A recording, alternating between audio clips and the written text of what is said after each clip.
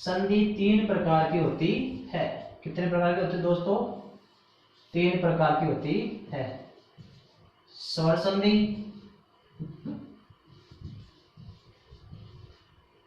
व्यंजन संधि और विसर्ग संधि। स्वर संधि, व्यंजन संधि और विसर्ग संधि। ये संधि के तीन ही प्रकार क्यों हैं? चार प्रकार क्यों नहीं है? पांच प्रकार क्यों नहीं है? इसके बारे में विस्तृत जानकारी मैंने पिछली वीडियो में बता दी है। अब अपन इस वीडियो में ले रहे हैं स्वर संधि। क्या ले रहे हैं दोस्तों? स्वर संधि। तो दोस्तों स्वर संधि किसे कहते हैं और स्वर संधि के भेद कौन कौन से होते हैं? पहले ले रहे हैं अपन स्वर संधि।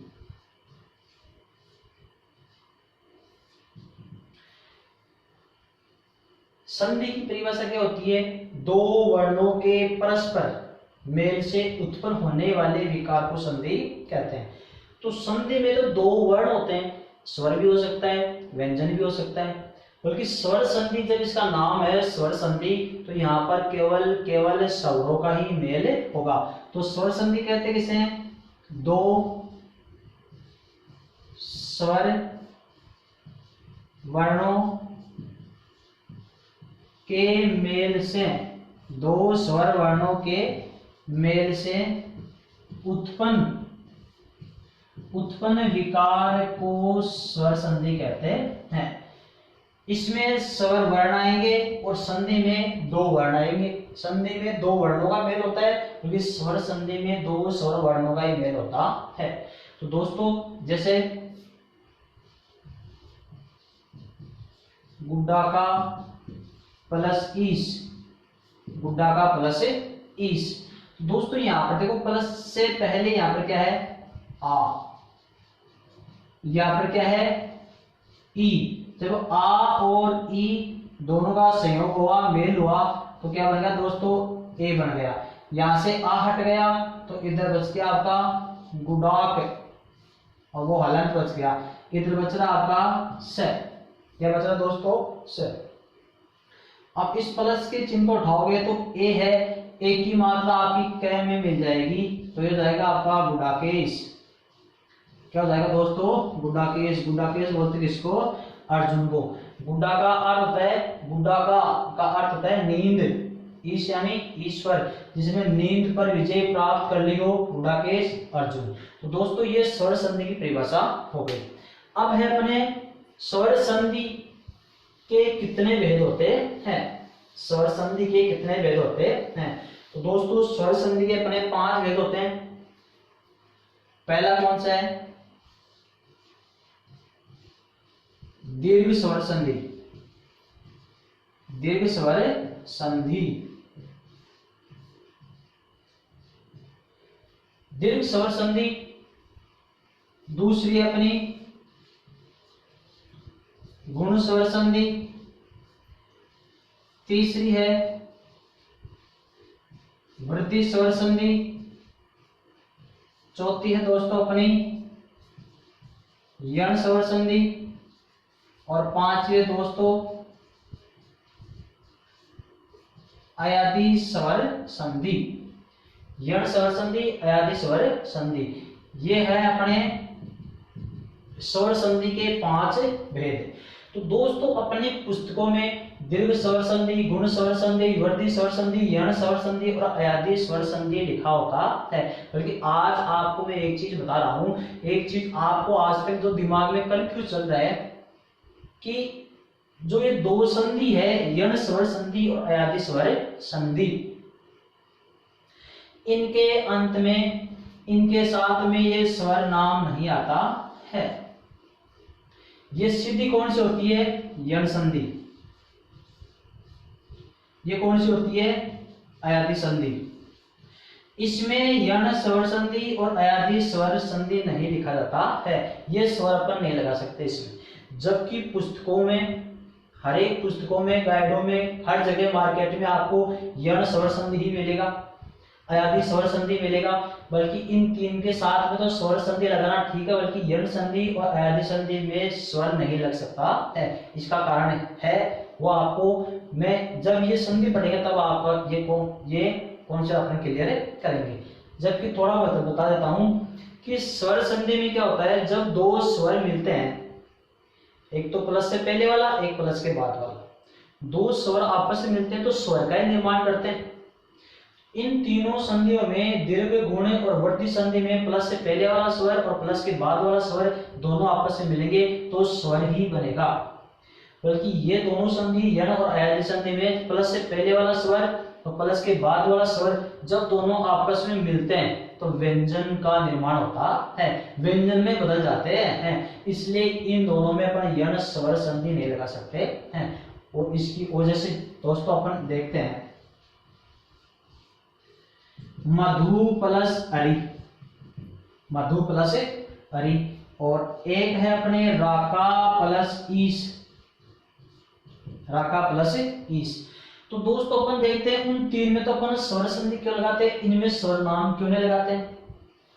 इसका रीजन ये है कि जब प्लस से पहले यहाँ पर क्या है आ, इसमें क्या है ई, जब आ और ई दोनों का मेल होता है तो ए का निर्माण होता है, तो दोनों स्वर मिलने पर तीसरा भी स्वर ही बन पाया है।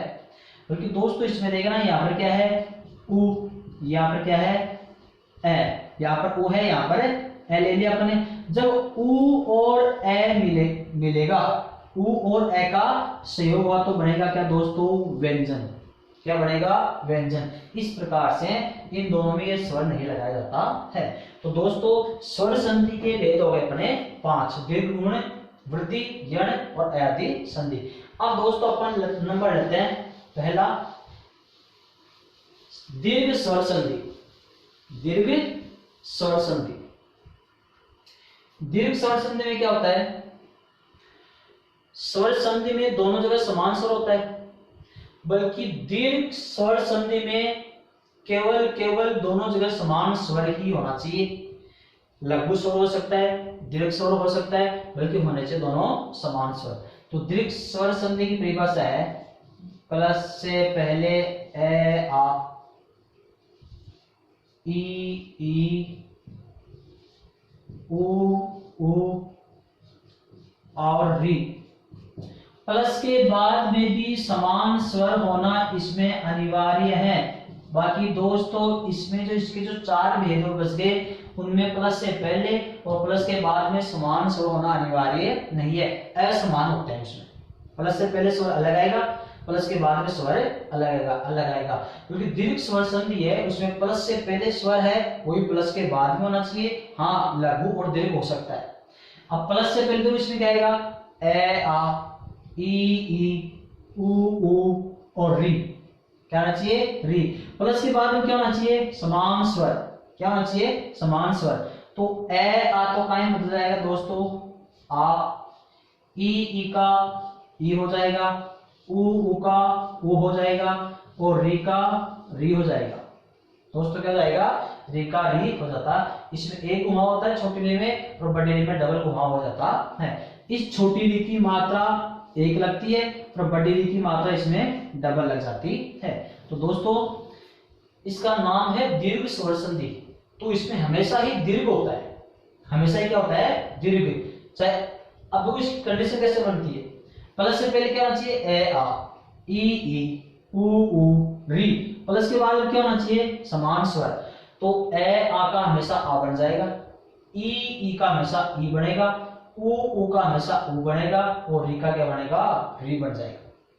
चाहे प्लस से पहले छोटा हो चाहे बड़ा हो, बढ़ेगा वैसा ही दीर्घ। इसे कैसे दोस्तों, इसकी 4 कंडीशन बनती है। जैसे ए प्लस ए प्लस आ प्लस ए, आ प्लस आ। दोस्तों 4 कंडीशन बन गई।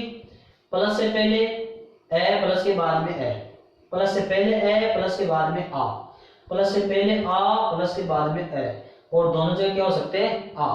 तो ये 4 कंडीशन बनती है। तो इन चारों कंडीशन का कुल मिला करके यहाँ पर आ ही बनेगा। क्या बनेगा दोस्तों, आ बनेगा।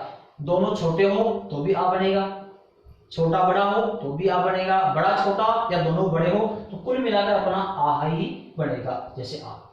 यही कंडीशन ई की हो जाएगी, छोटी ई छोटी बड़ी ई ई बड़ी बड़ी ई छोटी ई बड़ी ई बनेगी, और दोनों बड़ी ई हो तो भी बड़ी ई बनेगी। यही कंडीशन ओ की हो जाएगी, क्योंकि री की एक कंडीशन होगी, छोटी री प्लस छोटी री बराबर बड़ी री। तो दोस्तों इन चारों कंडीशन ये हो जाएगी, कुल मिलाकर हमेशा दीर्घ ही बनाना है। तो ये तो हो गई दीर्घ संधि की परिभाषा। अब दोस्तों आपके सामने मैं ये कॉन्सेप्ट क्लियर करना चाहता हूं कि संधि बनाना और संधि विच्छेद किस तरह से किया जाता है। मैं केवल प्रत्येक संधि के 5 उदाहरण बताऊंगा, 5 जोड़ना, 5 संधि विच्छेद करना, फिर आपको खुद को करना है। फिर चाहे कैसा भी उदाहरण आए, कैसे भी आए, आपकी कोई दिक्कतें नहीं आएगी। बल्कि दोस्तों आपको ये याद होनी चाहिए, परिभाषा याद होनी चाहिए। ये परिभाषा है ए आ ई उ री प्लस के बाद में समान स्वर हो तो ए आ का आ बन जाएगा, ई का ई बन जाएगा, उ का उ बन जाएगा और री का री बन जाएगा। ये तो है परिभाषा। दोस्तों दूसरी एक इसकी पहचान क्या है, पहचान। पहचान याद रखना, किसी भी शब्द में कहीं पर भी, किसी भी शब्द में कहीं पर भी आ ई उ और बड़ी री दिखाई दे, वहां पर हमेशा ही दीर्घ संधि होगी। कौन संधि होगी दोस्तों, दीर्घ संधि ही होगी। ये दो चीज आपको याद रखनी है। यह तो है दीर्घ संधि की परिभाषा और यह है पहचान। अब परिभाषा कहां काम आएगी और पहचान कहां काम आती है, ये दोस्तों आपको मैं बताने जा रहा हूं। जैसे दोस्तों अपने सामने उदाहरण है श्री प्लस ईश, श्री प्लस ईश। एक है दोस्तों अपने सामने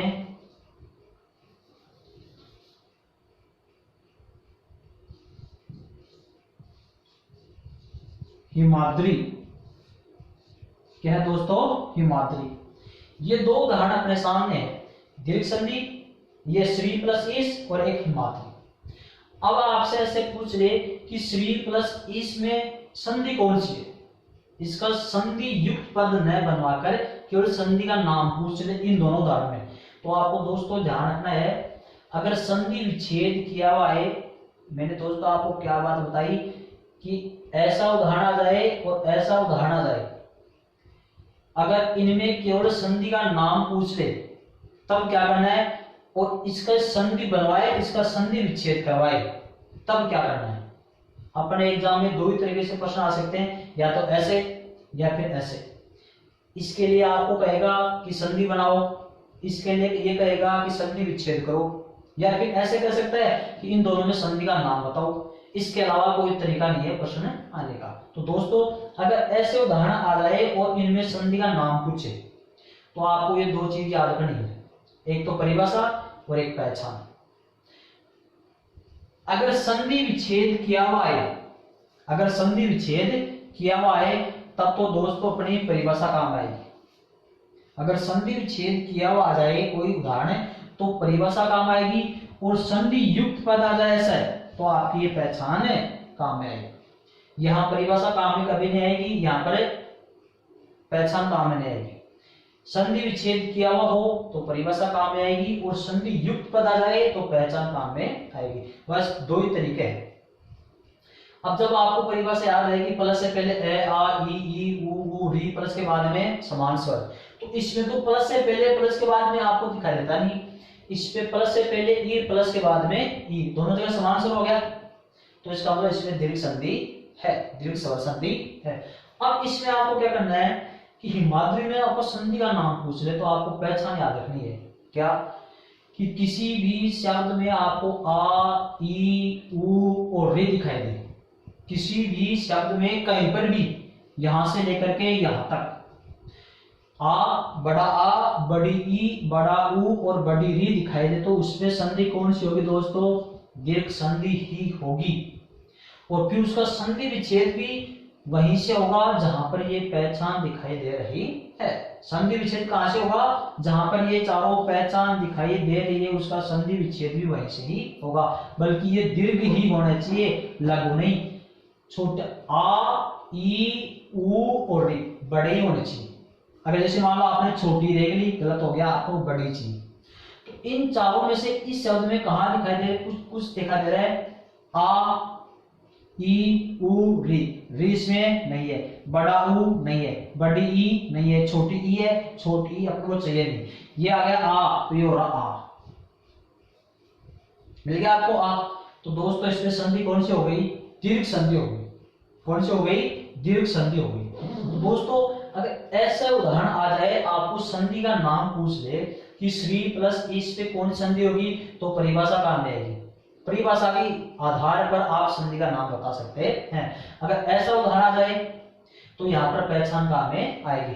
अब स्वर संधि की जो 5 भेद है, दीर्घ, गुण, यण, वृद्धि आदि, उन पांचों की परिभाषा भी अलग अलग है और पहचान भी अलग अलग है। जिसमें आपको अभी बता देता हूँ, बड़ा आ, बड़ी ई, बड़ा ऊ और बड़ी ई दिखाई दे किसी शब्द, ऐसे शब्दों में तो दीर्घ संधि होगी।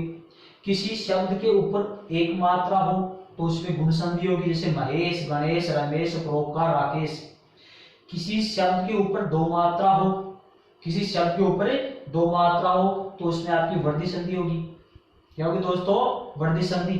अगर किसी भी शब्द में ये व रे दिखाई दे और उसका पहला अक्षर आधा हो तो उसमें यण संधि होगी। किसी शब्द में अय, आय, आव, आव की ध्वनि आए तो उसमें अयादि संधि होगी। अब दोस्तों इसे मैं बता रहा हूं, गणेश, महोषधि, मधुवरी, नयन। दोस्तों आपके सामने 5 उदाहरण है। मैंने क्या बताया कि किसी भी शब्द में आपको आ, ई, ऊ, री, आ, ई, ऊ, री दीर्घ होना चाहिए। तो ये दिखाई देता है कहीं पर भी यहां से यहां तक तो उसमें दीर्घ संधि होगी। तो इसमें आ गया तो दीर्घ संधि हो गई। कौन सी हो गई दोस्तों? दीर्घ संधि। दूसरी है, किसी भी शब्द के ऊपर एक मात्रा हो, एक मात्रा हो, ये शॉर्ट ट्रिक है वैसे, एक मात्रा हो तो उसमें संधि कौन सी होगी? गुण संधि। अब इसे देखो, आ, ई, ऊ, री, आ, ई, ऊ, री है ही नहीं, एक मात्रा आगे ऊपर तो गुण संधि हो गई। किसी शब्द के ऊपर 2 मात्रा हो तो वृद्धि संधि। कौन सी दोस्तों? वृद्धि संधि। किसी भी शब्द में ये, व और रे दिखाई दे, ये, व, रे दिखाई दे, वो इनका प्रत्येक का पहला अक्षर आधा होना चाहिए। ये, व, रे दिखाई दे तो उसका पहला अक्षर आधा। देखो इसमें रे, रे का पहला अक्षर आधा है क्या? नहीं, ये रे नहीं है। वैसे पहला अक्षर आधा, ये वह है, वैसे पहला अक्षर आधा, तो इसमें यण संधि हो गई। कौन सी हो गई? यण संधि। और किसी शब्द में अय, आय, अव और आव, अय, आय, अव, आव दिखाई दे तो उसमें संधि कौन सी होगी दोस्तों? अयादि संधि हो जाती है। तो इसमें देखो, नए, नयन, अय की ध्वनि आ रही है तो अयादि संधि होगी। दोस्तों ये छोटे रूप में जाएगा ना, आ, ई, ऊ, री दिखाई दे कहीं पर भी यहां से यहां तक तो दीर्घ संधि, ऊपर एक मात्रा हो तो गुण संधि, 2 मात्रा हो तो वृद्धि संधि, ये, वह, रे से पहला अक्षर क्या होना चाहिए? आधा, तो यण संधि। किसी भी शब्द में अय, आय, आव, आव की ध्वनि है तो अयादि संधि। जबकि ये अपन प्रत्येक संधि पढ़ेंगे, दीर्घ, गुण, वृद्धि, यण, तो उसमें प्रत्येक विस्तृत अध्ययन कर लेंगे। अब अपन चल रहे हैं दीर्घ स्वर संधि। कौन सी है? दीर्घ स्वर संधि। तो दोस्तों मैंने आपको ये बताया कि पहचान कहाँ काम आती है और परिभाषा कहाँ काम आती है। संधि विच्छेद किया हुआ जाए तो परिभाषा काम में आएगी, संधि युक्त पद आ जाए तो पहचान काम आएगी। परिभाषा पहचान सबकी अलग अलग है। तो इसमें हो गया आपकी दीर्घ संधि। कौन सी होगी दोस्तों? दीर्घ संधि। जबकि दिक्कत ये आती है, कुछ उदाहरण ऐसे होते हैं जिसमें एक ही उदाहरण में 2 संधियों की पहचान आ जाती है। उसमें एक मात्रा भी है, आ, यू भी आ गया, 2 मात्रा भी आ गई। तो दोस्तों ऐसे में क्या करना आपको? ऐसी कंडीशन में दोनों संधि के हिसाब से संधि विच्छेद करना है। और एक चीज का ध्यान रखना कि संधि विच्छेद करने के बाद में दोनों पद क्या होना चाहिए? सार्थक होना चाहिए। दोनों पद क्या होना चाहिए? सार्थक, अर्थ निकलना चाहिए। वैसे तो स्वर संधि के जो 5 भेद है उनमें से 4 तो सार्थक संधि है और 1 है निरर्थक संधि। दीर्घ, गुण, वृद्धि, यण, ये 4 तो है सार्थक सार्थक का मतलब यहाँ पे होता है कि संधि विच्छेद करने के बाद में दोनों पदों का अर्थ निकलेगा। और अयादि संधि है निरर्थक। अयादि संधि क्या है? निरर्थक। ये क्या करती है कि संधि विच्छेद करने के बाद में अर्थ निकले या नहीं निकले ये आवश्यकता नहीं है। अयादि संधि रूढ़ शब्दों का भी संधि विच्छेद कर देती है, और रूढ़ शब्द अपने संधि में प्रयुक्त होते नहीं, और रूढ़ शब्द का अगर संधि विच्छेद होगा तो उसका अर्थ नहीं निकलेगा। तो अयादि संधि सदैव निरर्थक भी होती है, और 4 होती है सार्थक। तो दोस्तों कि ऐसी कंडीशन आ जाए जैसे आगे दैत्यादि शब्द आ गया। क्या है दोस्तों? दैत्यादि। अब मैंने बताया किसी शब्द में आ ई उ री हो तो दीर्घ संधि, आ गया दीर्घ संधि, ऊपर 2 मात्रा हो तो वृद्धि संधि, ये वह वैसे पहला अक्षर आधा जाए तो यण संधि, तो ये से पहला अक्षर आधा। अब एक ही उदाहरण में 3 संधि हो गई। तो अपन इस उदाहरण का प्रत्येक संधि की पहचान के आधार पर संधि विच्छेद करते हैं, जबकि सही एक ही होगा। दोनों का अर्थ संधि विच्छेद करने के बाद में पदों का अर्थ केवल एक में ही निकलेगा, तो उसके हिसाब से आपको फिर संधि बतानी है। अब इसमें और मैंने ये बताया था कि जहां पर जिस शब्द में जहां पर पहचान दिखाई देती है उसका संधि विच्छेद वहीं से ही होगा। तो इसमें तो प्लस का चिन्ह, तो प्लस से पहले कुछ लिख रहा है नहीं, तो वृद्धि संधि तो गायब हो गई। फिर बच गया आपकी यण संधि। यण संधि में अपन प्लस का चिन्ह लगाते हैं अपन यहां से, ये किसका बनता है? ई का। तो ये हो गया आपका देती प्लस स्वर क्या बच गया? आरी। देती प्लस आरी। तो ये यण संधि के हिसाब से हो गया संधि विच्छेद। अब अपन दीर्घ के हिसाब से करते हैं तो जाएगा आपका देते प्लस अरी, देते प्लस अरी। तो दोस्तों संधि विच्छेद करने के बाद में दोनों पदों का अर्थ निकलना चाहिए, दोनों पद क्या होना चाहिए? सार्थक। तो ये उत्तर पद तो दोनों सार्थक है, अरि इसका भी अर्थ निकलता है, आरी इसका भी अर्थ निकलता है। क्योंकि दोस्तों इसमें देती शब्द का अर्थ नहीं निकलता है और दैत्य का अर्थ निकलता है। दैत्य यानी राक्षस और अरि यानी शत्रु, क्योंकि देती शब्द कोई होता है नहीं है, इसलिए यण संधि वाला ये पद निरर्थक हो गया, तो यण संधि गायब हो गई। इसका मतलब इसमें दीर्घ संधि ही होगी, दैत्य प्लस अरि, दैत्य प्लस अरि। यह आरी छोटी है और एक आरी बड़ी, और ये अरि छोटी है, ये अरि बड़ी। ये दोस्तों 4 युग्म शब्द बन गए। अरि अरि ये तो हो गया शत्रु, ये हो गया स्त्री संबोधन सूचक शब्द, स्त्री संबोधन सूचक शब्द। ये आदि का अर्थ होता है जिद, क्या दोस्तों? जिद करना। और ये आरी हो गया लोहे का औजार, लोहे का औजार। शत्रु, स्त्री संबोधन सूचक शब्द, जिद और लोहे का औजार। तो इसमें आरी का अर्थ निकलता है, बल्कि दैत्य का अर्थ नहीं निकलता है। इसमें दैत्य का अर्थ निकल रहा है, अरि का अर्थ निकल रहा है। और ये भी ध्यान रखना कि दोनों पदों का अर्थ भी निकले और दोनों पदों का संबंध इससे भी होना चाहिए, दैत्यादि से भी होना चाहिए, तो फिर उसी के आधार पर संधि मानी जाती है। यह कंडीशन कब होती है? जब एक ही उदाहरण में 2 संधियों की पहचान दिखाई देती है, तब आप प्रत्येक के हिसाब से संधि विच्छेद करो, ये दोनों में से या तीनों में से एक ही मिलेगा। तो दोस्तों अपने ये है दीर्घ स्वर संधि। अब आपको मैं ये बता रहा हूं कि संधि विच्छेद करना और संधि बनाना।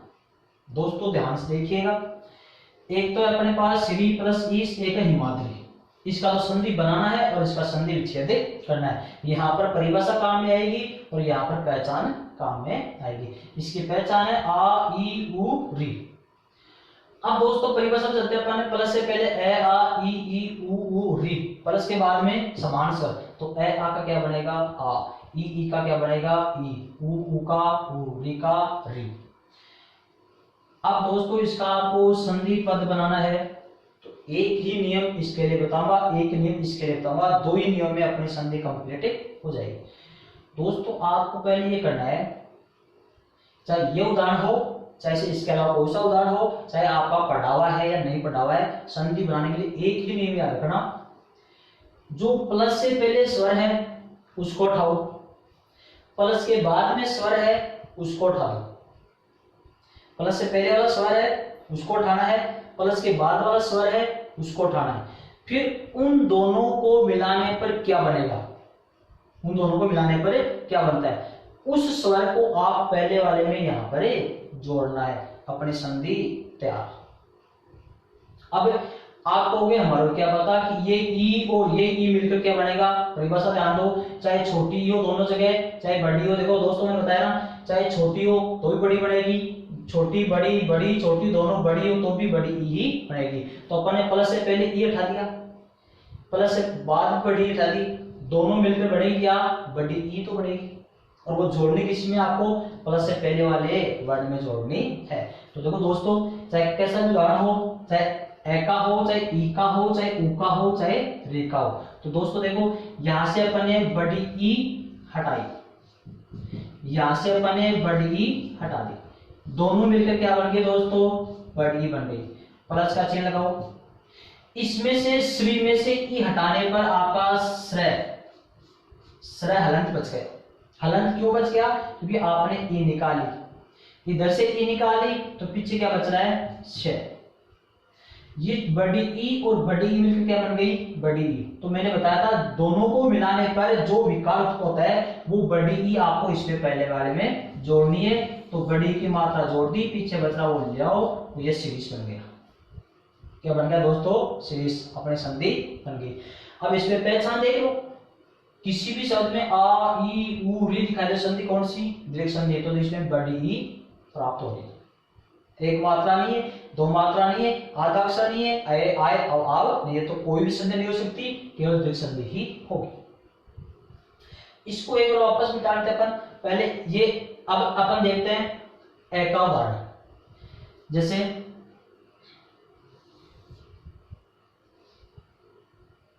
ए का उदाहरण अपन इसी को ले लेते हैं, him plus Adraee, him plus Adraee. दोस्तों मैंने ये बताया था प्लस से पहले जो स्वर है उसको हटा दो, प्लस के बाद में स्वर है उसको हटा दो, दोनों को मिलाकर बनेगा क्या, वो पहले वाले में जोड़ना है। यहां से अपन ने क्या उठाया, ए, यहां से अपन ने क्या हटा दिया, ए, दोनों मिलकर क्या बन गया, आ, प्लस का चिन्ह लगाओ। अब इसमें से आपने ए निकाल लिया तो ही और मैं हलंत बच गया, इधर से आपने ए निकाल, इधर से आपने ए निकाला तो पीछे बच रहा है द्री। यहां तक समझ में आ गया। अब मैंने बताया था जो ए और ए मिलकर जो बनता है आ, वो आपको पहले वाले में जोड़ना है यहाँ पर, तो ये आ की मात्रा इसमें जुड़ जाएगी, ये हो गया आपका हिमाद्री। क्या होगा दोस्तों, हिमाद्री। ये आ गया आपका बड़ा। हिमाद्री होता है हिमालय पर्वत, हिम यानी बर्फ, अद्रि यानी पर्वत, बर्फ का पर्वत हिमाद्री हिमालय, श्री यानी लक्ष्मी, ईश यानी ईश्वर, लक्ष्मी का है जो ईश्वर, श्रीश, श्रीश कौन, विष्णु। दोस्तों ये ए आका हो गया, ई का हो गया। अब अपन करते हैं ऊ। ऊ में दोस्तों देखो अपन सिंधु प्लस ऊर्मी, सिंधु प्लस ऊर्मी।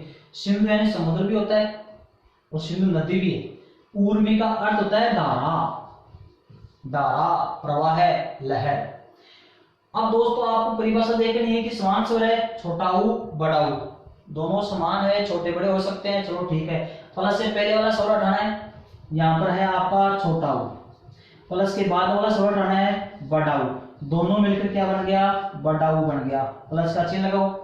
सिंधु में से अपन ने ऊ निकाल लिया तो यहाँ पर ध हलंत बच गया, ये बच गया सिंध, सिंध भी हलंत। इधर से ऊ निकाले अपने तो बच रहा है यहाँ पर रमी, ये बच रहा बस केवल। अब दोस्तों ये छोटा ऊ ये बड़ा ऊ दोनों मिलकर क्या बन गया, बड़ा ऊ। तो बड़ा ऊ की मात्रा आपको पहले वाले में जोड़नी है, तो ये हो जाएगा सी सिंधुर्मी। क्या होगा दोस्तों, सिंधुर्मी। देखो दोस्तों आपको बड़ा ऊ की मात्रा मिल गई। अब चलते हैं अपन री के उदाहरण में। किसके उदाहरण में, री के उदाहरण में। जैसे ये अपने पितृ प्लस ऋण, प्लस से पहले छोटी है, प्लस के बाद में छोटी है, तो यहां से अपन ने छोटी री हटा दी, यहां से अपन ने छोटी री हटा दी, बन गई कैसी, बड़ी री बन गई। पीछे बच रहा है अण, इधर बच रहा आपका पी और तलंत, पी होता है पित्त प्लस री प्लस अण। अब ये बड़ी री की मात्रा आपकी इसमें जुड़ जाएगी, तो तय में डबल री की मात्रा जुड़ गई, हो गया पितृण। तय में मैंने बताया था छोटी री की मात्रा एक होती है, बड़ी री की मात्रा डबल हो जाती है, तो ये बन गया आपका पितृण। अब दोस्तों ये उदाहरण बना दिया अपने, ये बना दिया, ये बना दिया और सिंदूर भी बना दिया। इसमें अब यहां पर पहचान देख लो, आ ये आ, बड़ी ई, बड़ा ऊ, वी, बड़ी री। तो दोस्तों इसमें हो गया आपके दीर्घ संधि। ये तो हो गया संधि बनाने का तरीका। संधि बनाने का तरीका एक ही बात का ध्यान रखना दोस्तों, प्लस से पहले स्वर है उसको उठाना है, प्लस के बाद में स्वर है उसको उठाना है। दोनों को मिलाने पर बनेगा क्या, वो जो नया परिवर्तन होता है वो पहले वाले में जोड़ना है और बाकी जोड़ना है, तो वो अपना संधि युक्त पद बन जाता है। तो दोस्तों ये तो हो गया बनाने का तरीका। अब अपन चलते हैं संधि विच्छेद करने का तरीका, कि अपन संधि विच्छेद कैसे करें, संधि विच्छेद कैसे करें। तो दोस्तों अब चलते हैं अपन संधि विच्छेद। मैंने ये बताया था अगर संधि विच्छेद किया हुआ है तो परिभाषा काम में आएगी, और संधि युक्त पद आ जाए तो पहचान काम में आएगी। पांचों संधि में यही नियम लगेगा। पांचों संधि कौन सी, स्वर संधि के जो 5 भेद है उसमें पांचों में आपको यही करना है, प्लस से पहले वाला उठाना है, प्लस के बाद वाला उठाना है, जिसका जो बनता है वो पहले वाले में जोड़ना है, आपका शब्द तैयार है।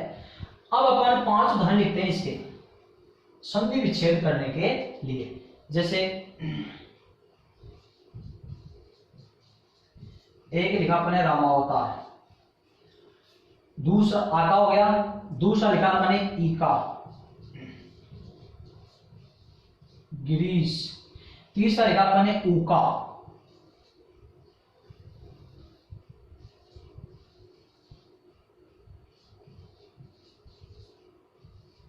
चौथा लिखा अपने रिका,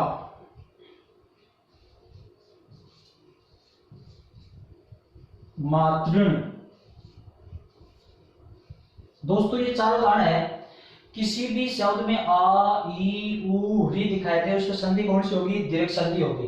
तो इसमें देखो आ गया आपका आ, और मैंने ये बताया था कि जिस शब्द में पहचान जहां पर दिखाई देती है उसका संधि विच्छेद वहीं से ही होगा। तो इसका संधि विच्छेद आ हो गया तो ये हो गया, इसमें बड़ी ई है तो ये हो गया, इसमें बड़ा हुआ है तो दीर्घ संधि, इसमें बड़ी ई आ गई तो दीर्घ संधि। जहां पर जो पहचान दिखाई देती है उसका संधि विच्छेद वहीं से ही होता है। और किसी संधि की पहचान दिखाई दे रही है, गुण संधि की एक मात्रा होती है, नहीं है दो मात्रा, नहीं है आधा अक्षर, नहीं है आधा अक्षर तो है, बल्कि ये वह र से पहले होना चाहिए। चलो ठीक है दोस्तों, अब अपन को यहां से संधि विच्छेद करना है। आपको दोस्तों इस शब्द में इनमें से जो पहचान दिखाई दे रही है उसको आप पहले नीचे लिखो। जो पहचान दिखाई दे रही है शब्द में उस पहचान को आप नीचे लिखो। तो इस शब्द में आपको यहाँ पर क्या दिख रहा है, आ, तो आपको नीचे लिखो, लिख दिए, प्लस का चिन्ह लगा दो, प्लस का चिन्ह लगा दिया। अब दोस्तों अपने आपने यहां से आ निकाल के यहां लिख दिया, तो आ से पहले क्या बच रहा है और आ के बाद में क्या बच रहा है उसको भी लिख दो। जब आपने यहां से आ निकाल लिया तो पीछे बच रहा आपका रा और मैं हलंत बच रहा है, क्योंकि रामा में से आपने आ निकाल लिया तो मैं हलंत बचेगा। ये आ आपने यहां लिया, पीछे बच रहा आपका वतार, क्या बच रहा दोस्तों, वतार। इतना काम आसान है, ठीक है। अब आपको ये देखना है ये जो आ है वो कहां से बना था, प्लस से पहले अपन ने कह लिया और प्लस के बाद में अपन ने कह लिया। जैसे ये आ है वो कहां से बना है, प्लस से पहले ए भी हो सकता है, दोनों जगह ए हो सकता है, प्लस से पहले ए और प्लस के बाद में आ, या दोनों जगह आ और ए, या फिर दोनों जगह आ, ये तो है ना। तो दोस्तों आपको देखना है ये जो आ बना था इन चार रूपों में, इन चारों को अलग अलग भेज दो वापस, एक बार भेजो ए, चार ऑप्शन आपके सामने बन जाएंगे अपने आप ही। ये जो आ जिसका बना था, आ का निर्माण जिससे हुआ था उसको अपन देखते हैं। ये आ हो सकता है इधर से ए भी आया होगा या फिर आ आया होगा, इधर से ए या फिर आ, दोनों एक कंडीशन हो सकती है कि ये आ कहां से बना है, प्लस से पहले ए हो सकता है या प्लस से पहले आ हो सकता है, प्लस के बाद में ए हो सकता है या प्लस के बाद में आ हो सकता है। तो ये जो आ जिसका बना है इन चारों रूपों से बना था, तो आ को वापस बिखरोगे तो चार रूप बनेंगे। तो एक बार तो अपन ए प्लस ए करते हैं, जैसे राम प्लस अवतार। इस आ को अपन वापस बिखेरते हैं, इसके वापस टुकड़े करते हैं। ये आ किस किस का बना था, पहली कंडीशन ये है कि ए प्लस ए, प्लस से पहले ए हो सकता है, प्लस के बाद में ए हो सकता है, तो अपन एक बार जोड़ते हैं प्लस से पहले ए, प्लस के बाद में ए।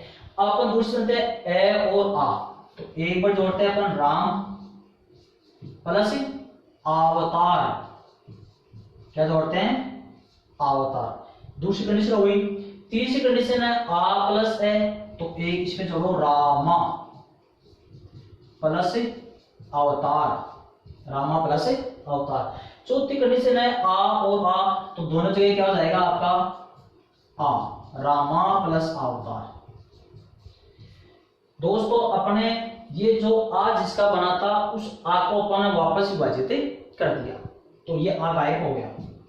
ये हो गया आपके सामने चार ऑप्शन ए बी सी और डी। अब दोस्तों मैंने बताया था कि दो संधि विच्छेद करने के बाद में दोनों पद क्या होना चाहिए, सार्थक, अर्थ निकलना चाहिए। तो आपको ये तो पता है कि राम होता है या रामा होता है, अवतार होता है या अवतार होता है। तो दोस्तों इसको अपन चूज करते हैं, अवतार गलत, अवतार सही, अवतार गलत, अवतार सही। इनमें दो तो गलत हो गए, यहीं से पता लग गया। अब चाहे उधर वाले दोनों सही हो, सारे सही हो, तो भी गलत हो गए दो। तो इधर से अपन देखते हैं, राम सही, राम सही, रामा गलत, रामा गलत। अब बच के दोस्तों देखो इधर, गलत है गलत, गलत है सही, सही गलत, सही सही।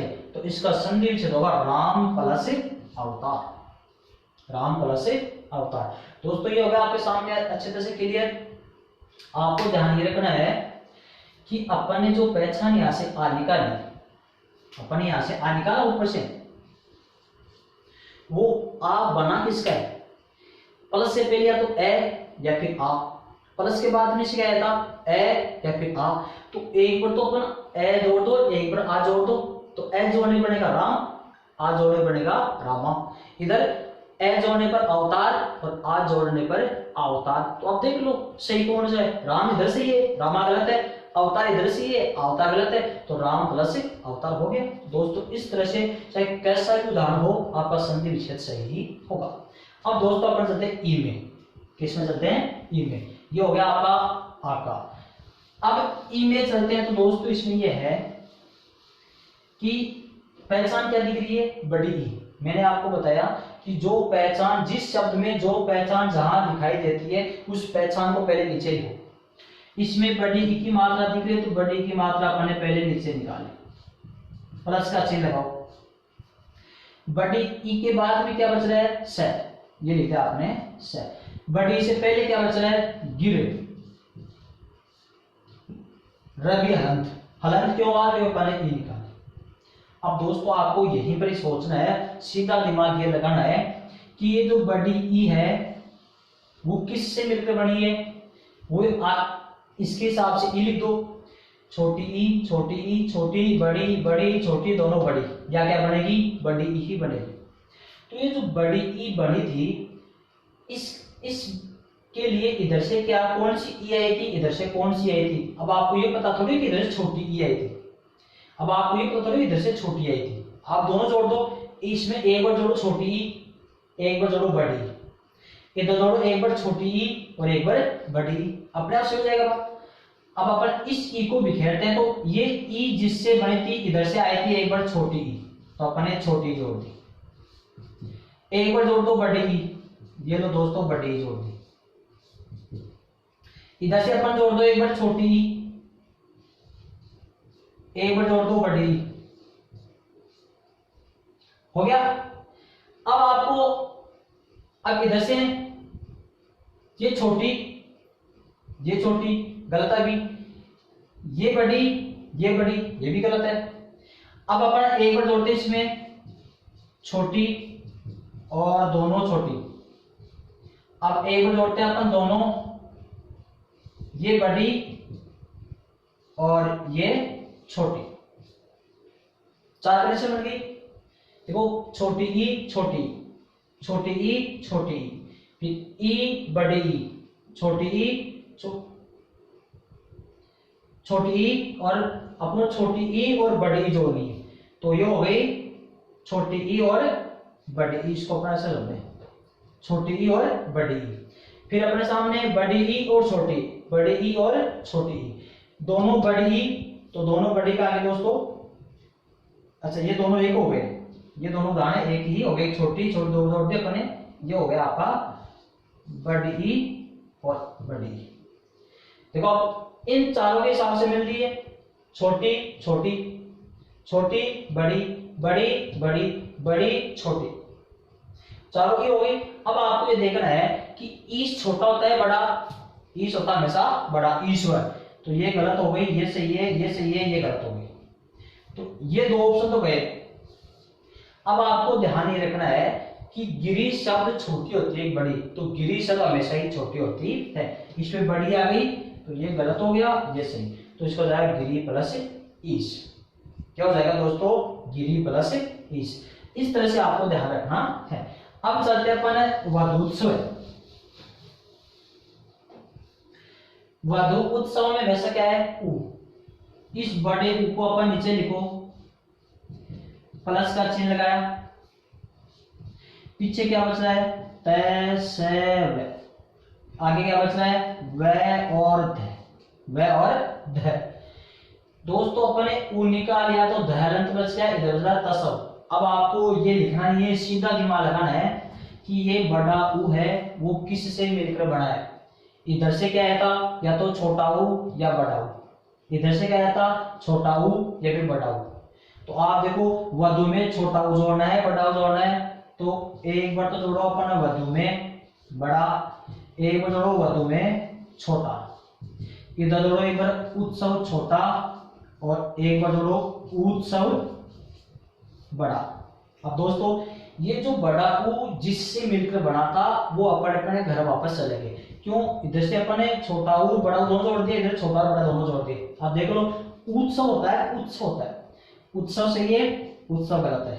वधु हमेशा बड़ी होती है और वधु छोटी नहीं होती। वधु हमेशा, वधु शब्द हमेशा ही बड़ा होता है, तो होगा वधु प्लस उत्सव।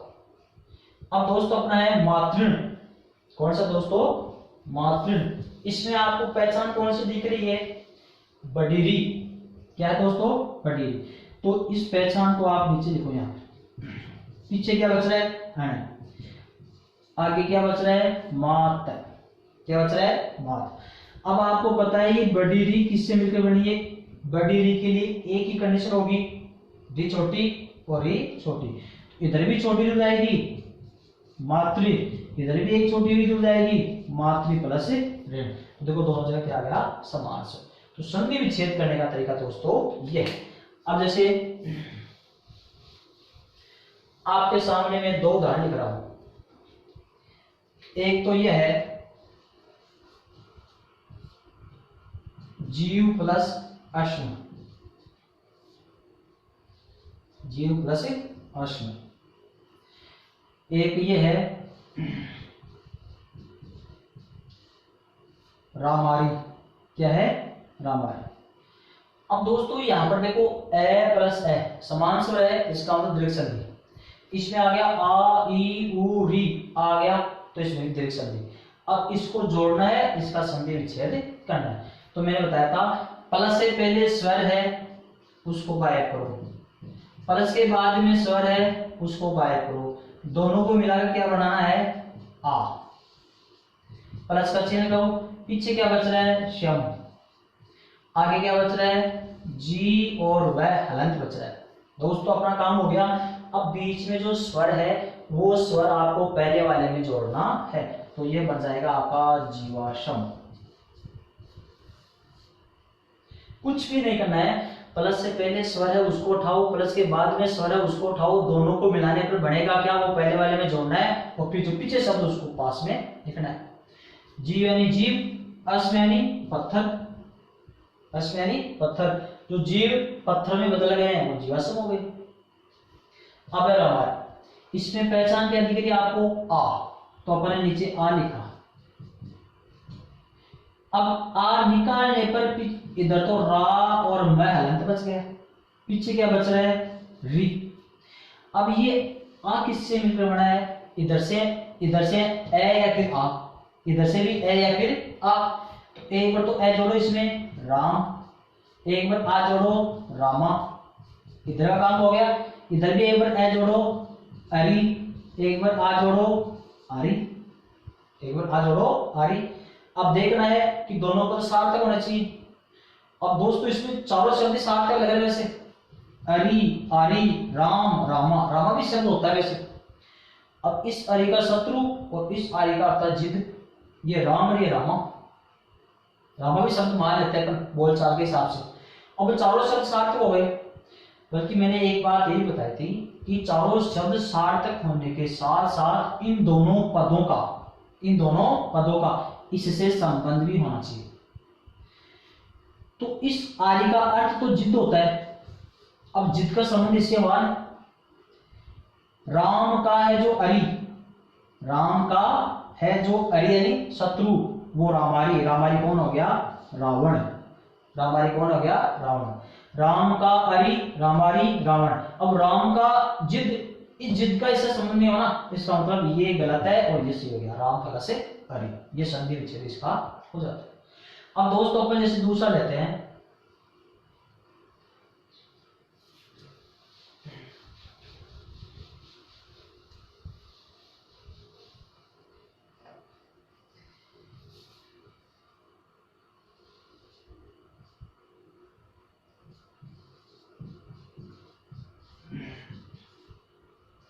द्राक्षारिष्ट। अब दोस्तों इसमें आर है, आर को नीचे लिखो, लिख दिया। अब द्राक्षा में से आ निकल गया तो ये तो हो गया आपका द्राक्ष हलंत। इधर बच रहा है रिष्ट, क्या बच रहा है, रिष्ट। अब आपको ये देखना है ये जो आ किससे मिलकर बना था, इधर ए या फिर आ, तो एक बार जोड़ते हैं अपन आ द्राक्षा, एक बार जोड़ते हैं अपन ए द्राक्ष, इधर एक बार अपन जोड़ते हैं ए अरिष्ट, और एक बार जोड़ते हैं अपन आ, तो हो जाएगा अरिष्ट। अब दोनों में शब्द सही कौन से, द्राक्ष होता नहीं है, द्राक्ष होता है अंगूर, क्या होता है दोस्तों, अंगूर। अरिष्ट कोई शब्द होता नहीं है, अरिष्ट होता है घोल, क्या होता है, घोल। अंगूर का घोल, अंगूर का घोल होते ही हो गया द्राक्षारिष्ट, क्या बन गया, शराब, क्या बन गया दोस्तों, शराब बन जाती है। तो इस तरह से आपको संधि विच्छेद करने का तरीका। तो दोस्तों अपनी दीर्घ संधि तो संपूर्ण होती है कि आपको एक ही धारणा है, अगर परिभाषा आ जाए, संधि विच्छेद किया हुआ है तब तो परिभाषा काम आएगी, और संधि युक्त पद आ जाए तो पहचान काम में आएगी। आपको ध्यान ये रखना है कि ए प्लस ए बराबर आ, चाहे कुछ भी हो बढ़ेगा आ, या पर चाहे ई कोई सी भी हो बढ़ेगी बड़ी, उ कोई सा भी हो बनेगा बड़ा उ ही। दोस्तों ये अपनी दीर्घ संधि पूर्ण होती है। अब इसके आगे है अपनी गुण स्वर संधि। कौन सी दोस्तों, गुण स्वर संधि, जो अपन अगले वीडियो में